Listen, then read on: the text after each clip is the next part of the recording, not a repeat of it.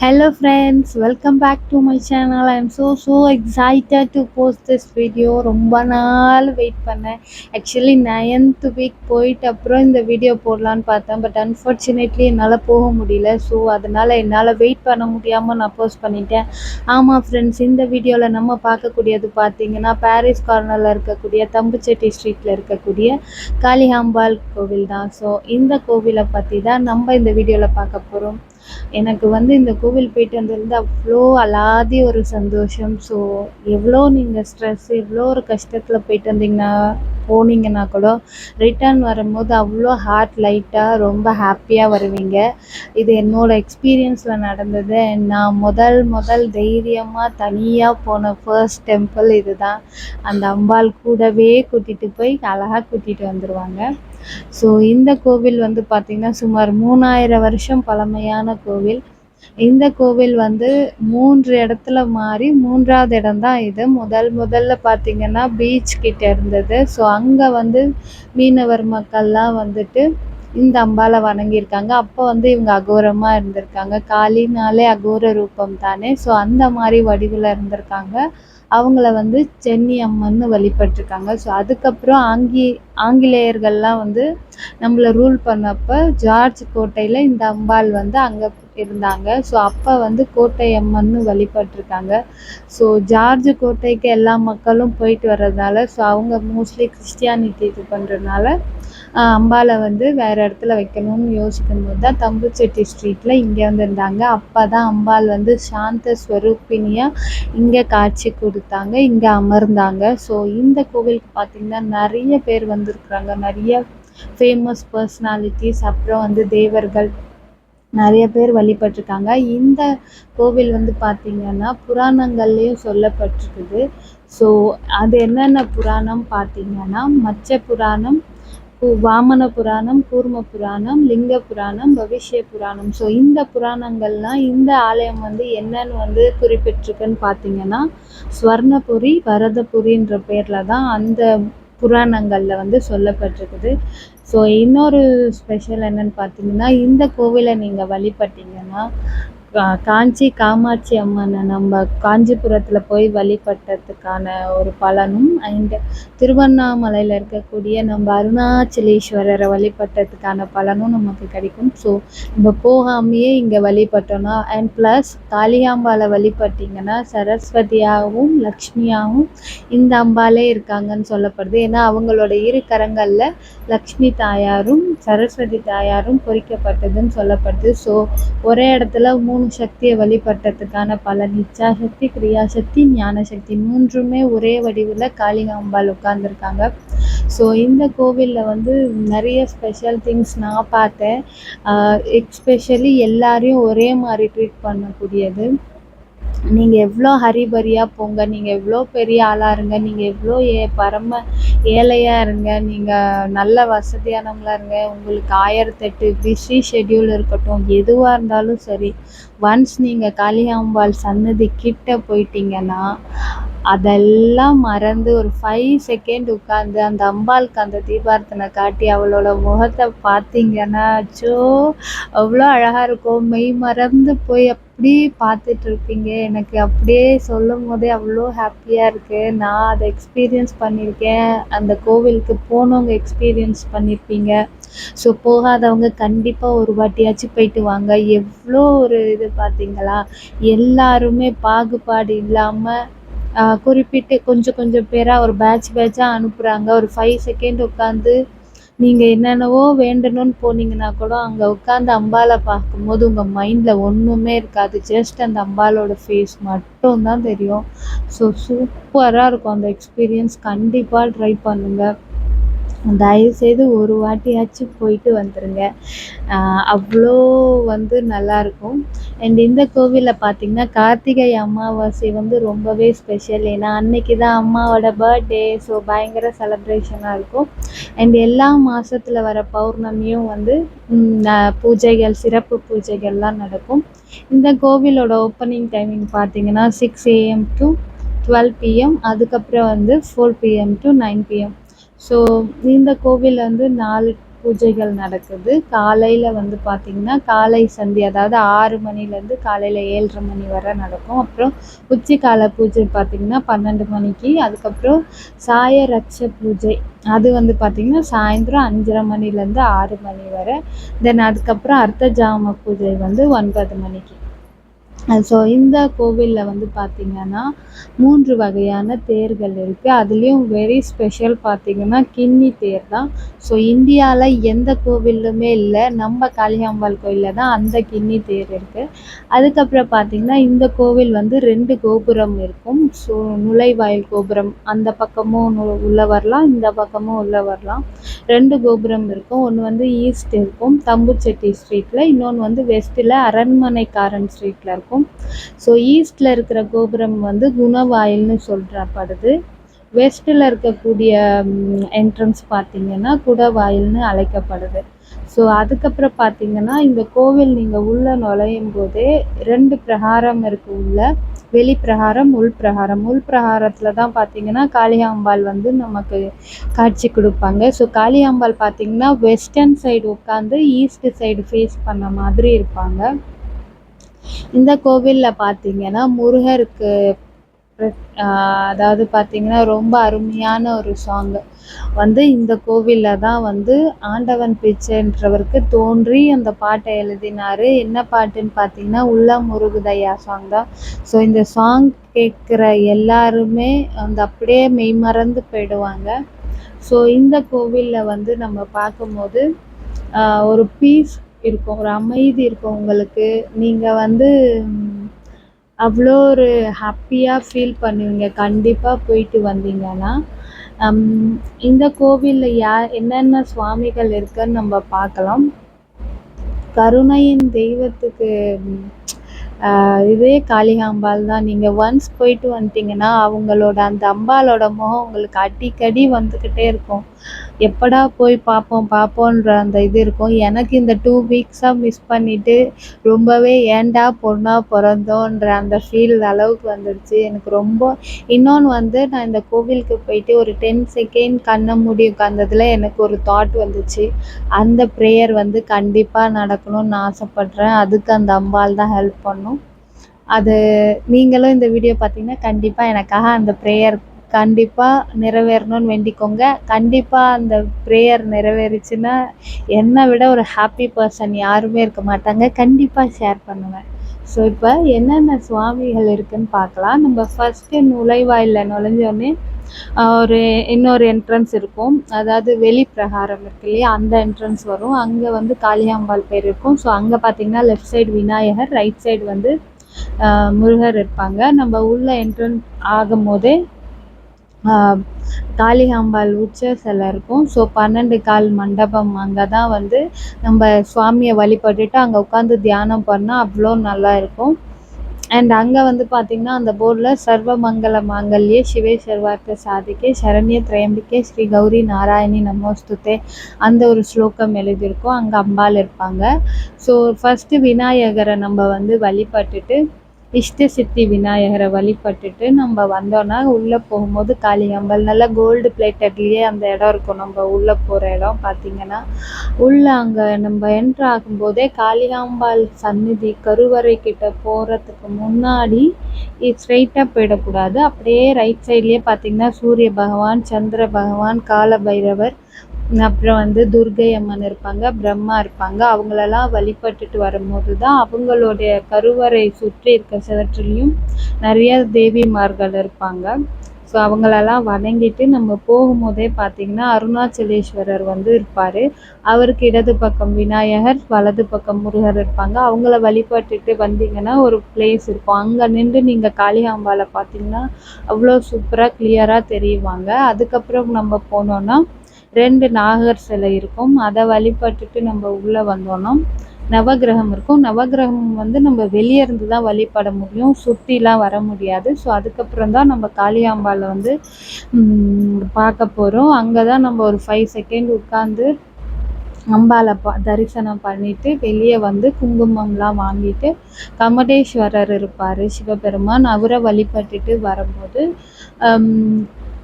இன்னொரு சுவாமி இருப்பாங்க. அவர் பேர் வந்து எனக்கு மறந்து போச்சு ஆக்சுவலி. அப்புறம் அவங்களுக்கு ஆப்போசிட்ல வந்து வள்ளி தேவயானையோட முருகர் நமக்கு காட்சி தருவார். அவங்கள வழிபட்டுட்டு வெளியே வரும்போது நீங்கள் ஸ்ட்ரெயிட்டாக பார்த்தீங்கன்னா அகோர வீரபத்ர மகாகாளி இருப்பாங்க. அவங்களுக்கு வந்து இந்த பௌர்ணமி டைமில் வந்து வெற்றிலை மாலை போட்டிங்கன்னா ரொம்பவே நல்லது. வரவங்கெல்லாம் பார்த்தீங்கன்னா லெமன் வாங்கிட்டு வருவாங்க. நம்ம தலையெல்லாம் சுற்றி அங்கே வந்து அந்த திருசூலத்தில் சொருகிடுவாங்க. அதுக்கப்புறம் அவங்களுக்கு லெஃப்ட் சைட் பார்த்தீங்கன்னா முருகர் இருப்பாங்க. ஸோ வட சுதீர்காம முருகர் தான் அவர். அங்கே தான் அந்த உள்ள முருகுதையா பாடல் உருவான முருகர். அவரை வழிபட்டுட்டு நீங்கள் வலம் வரும்போது பார்த்தீங்கன்னா சித்தி புத்தியோட விநாயகர் பெருமான் இருப்பாங்க. அப்புறம் 6 முகத்தோட முருகர் காட்சி தருவார் மயில் மேலே உட்காந்து. அப்புறம் நம்ம வழிபட்டுட்டு வரும்போது பார்த்தீங்கன்னா அங்கே ஒரு காளிகாம்பாள் ஒரு ஐயர் உட்காந்துருப்பாங்க. அவர் அங்கே இருப்பாங்க. அவங்கள வணங்கிட்டு அங்கே பக்கத்துலேயே பின்னாடி இருக்க சிவரை பார்த்தீங்கன்னா பெரிய தட்சணாமூர்த்தி இருப்பாங்க. அப்படியே ஜென்ஜான்டிக்காக நல்லா இருக்கும், பார்க்கவே அப்படியே அழகாக இருப்பார். ஸோ அவரை வழிபட்டுட்டு வரும்போது பார்த்தீங்கன்னா முருகப்பெருமான் வேல் இருக்கும். வேல் மட்டும் தனியாக இருக்கும். அந்த வேலுக்குள்ளே குட்டியாக அழகா முருகர் நிற்பார். அது ரொம்ப ஹைலைட், அவ்வளோ சூப்பராக இருக்கும். அதுக்கப்புறம் வந்து பிரம்மா இருப்பாங்க, விஸ்வ பிரம்மா இருப்பாங்க. அவரை வழிபட்டுட்டு வரும்போது காயத்ரி தேவி இருப்பாங்க. அதுக்கப்புறம் துர்கை அம்மன் இருப்பாங்க. துர்கை அம்மன் பார்க்க அவ்வளோ அழகாக இருப்பாங்க, சூப்பராக இருப்பாங்க. கையில் அந்த திருமால் வச்சிருக்கிற மாதிரியே இருக்கும். விஷ்ணு துர்கைன்னு நினைக்கிறேன். ஸோ அந்த மாதிரி இருப்பாங்க. அதுக்கப்புறம் அவங்கள வழிபட்டுட்டு வந்தீங்கன்னா மகாமேரு பெருசாக கட்டி வச்சுருப்பாங்க. அங்கே ஒரு விநாயகர் பெருமான் இருப்பாங்க. அவங்களுக்கு லெஃப்டில் பார்த்தீங்கன்னா நடராஜ பெருமான் இருப்பாங்க. ஸோ அவங்கள வழிபட்டுட்டு வந்தோன்னா பிரத்யங்கரா தேவி இருப்பாங்க. அம்பாள் அவ்வளோ ஒரு அழகாக இருப்பாங்க, பயங்கரமாக இருப்பாங்க பார்க்க. ஸோ பிரத்யங்கரா தேவியை நம்ம வந்து வழிபட்டுட்டு அங்கே லெமன் வச்சு வாங்கிட்டு வந்து நம்ம வீட்டு வாசலில் கட்டினோன்னா நமக்கு பயங்கள் எல்லாமே விலகி போகும். துர்சக்திகள் ஏதாவது இருந்தாலும் விலகி போகும். அதுக்கப்புறம் அங்கே சுவாமியை வணங்கிட்டு கொஞ்ச நேரம் உட்கார்ந்துட்டு அம்பாளை பார்த்துட்டு அதுக்கப்புறம் நீங்கள் வந்தீங்கன்னா நம்ம காளிகாம்பாள் உள்ள வழிபட போகிறதுக்கு முன்னாடி ஒரு இடம் இருக்கும். அங்கே வந்து உட்காந்து தான் நிறைய பேர் தியானம் பண்ணுவாங்க. அந்த தூணில் வந்து ஒரு ஆஞ்சநேயர் இருப்பார். அவரை வழிபட்டுட்டு திரும்ப நம்ம வலம் வரும்போது பேக் சைடு, அதாவது அம்பாள் ஃபேஸ் பண்ணிட்டு இருக்காங்களே ஈஸ்டர்ன் சைடு, அங்கே தான் வந்துட்டு கொடிமரம் இருக்கும். அதுக்கப்புறம் நம்ம வந்து வணங்கிட்டு வெளியே வரும்போது பார்த்திங்கன்னா வெளியே ஒரு விநாயகர் இருப்பார். அவர் வந்து அவர் தான் இஷ்ட சித்தி விநாயகர். சாரி, நான் உள்ளே இருக்க விநாயகரை சொல்லிட்டேன், அவர் தான். ஸோ அந்த விநாயகரையும் ஃபஸ்ட்டு வந்து நம்ம கோவிலுக்கு போகும்போது விநாயகரை வழிபட்டுட்டு அதுக்கப்புறம் உள்ளே போகலாம். அண்ட் இங்கே நீங்கள் போயிட்டு விளக்கேற்றுனீங்கன்னா ஏதாவது பிரார்த்தனை பண்ணிவிட்டு விளக்கேற்றினீங்கன்னா கண்டிப்பாக நடக்கும். அண்ட் ஒன்ஸ் நீங்கள் இந்த கோயிலுக்கு போனீங்கன்னா ரிப்பீட்டடாக போவீங்க. நீங்களே சரி விடு அப்படின்னு நினச்சிங்கனாலும் தொடர்ந்து போவீங்க. டேம் ஷுர் இது போன எல்லாருக்கும் வந்து அப்படி தான் இருக்கும்னு நான் நம்புகிறேன். நான் போனேன், என் ஃப்ரெண்டை கூட்டிகிட்டு போனேன், அதுக்கப்புறம் அம்மாவை கூட்டிகிட்டு போனேன். ஸோ இப்போ என்னால் இந்த 2 வீக்ஸாக தான் போக முடியல. அப்புறம் இங்கே வந்து யாகசாலையும் இருக்குது. அப்புறம் நீங்கள் அங்கே வந்து கோமாதாலாம் இருக்காங்க, நீங்கள் ஏதாச்சும் இது பண்ணலாம். எனக்கு போயிட்டு வந்தது லாஸ்ட்டாக நான் போயிருந்தப்போ பார்த்தீங்கன்னா வரசக்தி நவராத்திரின்னு நினைக்கிறேன். ஸோ அதுதான் அந்த பூஜை ஸ்டார்ட் ஆகிற டைம் போனேன். ஸோ நான் எப்போ காளிகாம்பாள் போனாலும் அங்கேருந்து வரும்போது கச்சாலீஸ்வரர் இருப்பார். அவர் அதை விட அவ்வளோ ஒரு ஹாப்பினஸ் இருக்கும். அவரையும் பார்த்துட்டு அம்மாவுக்கு வந்து அந்த செயின்ட் ஆனிஸ் சர்ச்சில் இருக்க மேரி மாதாவை போகணும்னு ஆசை. ஸோ அவங்க கூட நான் போயிட்டு வருவேன். எனக்கும் போகணும், நானும் போய் கேண்டில் ஏற்றுவேன். எனக்கு எல்லா சாமியும் ஒன்று தான் போய் ஏற்றுவேன். பட் அம்மா தான் ரொம்ப வந்து அம்மாவும் ஃப்ரெண்டும் வந்து நிறைய பேர் இந்த மாதிரி சொன்னாங்க, இது ரொம்ப ஓல்டு சர்ச்சு, ரொம்ப பவர்ஃபுல், போயிட்டு வாங்க உங்களுக்கு பிரச்சனைலாம் கம்மியாகும், அந்த மாதிரி சொன்னதுனால ரொம்ப ஆசைப்பட்டு வரணுன்ட்டு வந்தாங்க. ஸோ நிறைய விஷயங்கள் வந்து இன்னும் காளிகாம்பாள் கோவிலை பற்றி நிறைய இருக்குது. பட் நான் வந்து எனக்கு என்னென்ன வந்து ஸ்பெஷலாக இருந்ததோ, நான் என்னென்ன எக்ஸ்பீரியன்ஸ் பண்ணணும். அதுதான். அண்ட் நான் ஃபர்ஸ்ட்டு போன அன்றைக்கி பார்த்தீங்கன்னா இங்கேயே லேட் ஆகிடுச்சு. எனக்கு வந்து 12 மணிக்கு உச்சக்கால பூஜை இருக்குன்றதெல்லாம் தெரியாது. இங்கேருந்து கிளம்பிட்டேன், பஸ்ஸில் போகிறேன். புரசைவாக்கம் போகும்போதே வந்து 12 5 மினிட்ஸோ 10 மினிட்ஸோ இருக்குது. என்ன பண்ணேன், பஸ்லேருந்து இறங்கி திரும்ப அங்கேருந்து ஒரு ஆட்டோ பிடிச்சி கோவில்கிட்ட போகிறதுக்குள்ளே 12 தாண்டிடுச்சு. எனக்கு அப்படியே கண்ணில் தண்ணி முட்டிட்டு நிற்குது. ஐயையோ அம்மா, நான் உன்னை பார்க்க மாட்டேனா இன்றைக்கி, வந்தும் நான் திரும்பி தான் போகணுமா அப்படின்னு. ஏன்னா ஆக்சுவலி நானும் என் ஃப்ரெண்டும் போகிறதா இருந்தது. திடீர்னு ஃப்ரெண்டு என்ன சொன்னால், ஈவினிங் போய்க்கலாமே, எதுக்கு வெயிலில்? நாங்கள் இல்லை நான் கண்டிப்பாக போயே ஆகணுன்ட்டு நான் போனேன். அப்போ வந்து பார்த்திங்கன்னா எனக்கு ஏன் அவ்வளோ கண்ணில் தண்ணி வந்ததுன்னா, எனக்கு இந்த 12 மணிக்கு பூஜை இருக்கும். நான் எதுவுமே கோவிலை பற்றி பார்க்கல. என் மைண்டில் இருந்ததெல்லாம் இந்த கோவில் போயிட்டு வரணும், அவ்வளோதான்.